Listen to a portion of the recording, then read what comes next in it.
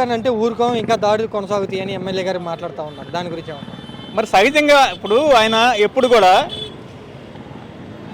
ప్రతిపక్షంలో ఉన్నప్పుడు అంటారయ్యా అనరా? మీరెన్నో అన్నారు.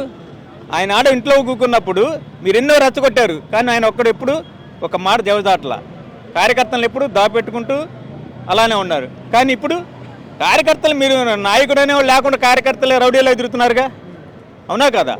దయచేసి రాజకీయం అనేది ఇదివరకులే కాకుండా ఇప్పుడు జరగబోయేది ఈసారి జగన్ గారికి వస్తే చాలా పరిణామం ఉంటుందని.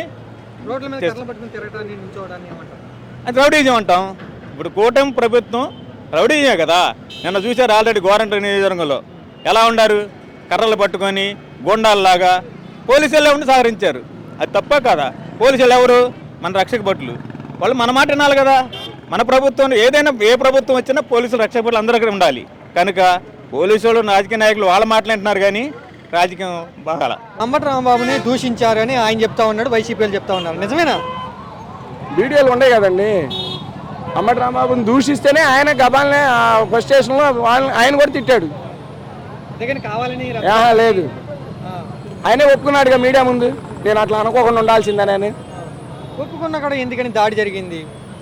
దాడి మళ్ళీ చేస్తామంటున్నా, 2 ఎమ్మెల్యే మళ్ళీ చేస్తాం, ఇదే రిపీట్ అయింది మళ్ళీ అని అంటుంది.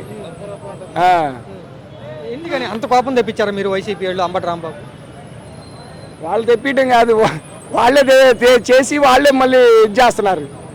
ఎమ్మెల్యే కదా మాట్లాడుతుంది కదా, మరి దాన్ని ఎవరు ఖండించలేదు కదా. ఒక ఎమ్మెల్యే మీడియా ముందే చెబుతుంది మళ్ళీ దాడి రిపీట్ అవుతానని. దాడులు చేస్తామంటాం, అది ఒక అసెంబ్లీకి పంపించిన ఎమ్మెల్యే మాట్లాడవచ్చా? ప్రజల చేత ఎన్నుకోవాలన్నా.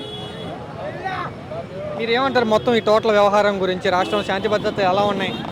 శాంతి భద్రతలు అయితే లేవండి, అసలు ఏం లేదు. ఈ లడ్డు విషయంలో పక్కదారి పట్టియడానికి అంతే. ఈ దాడులు ఏంటంటే లడ్డు విషయాలను పక్కదారి పట్టియడానికి తప్ప ఏం లేదు.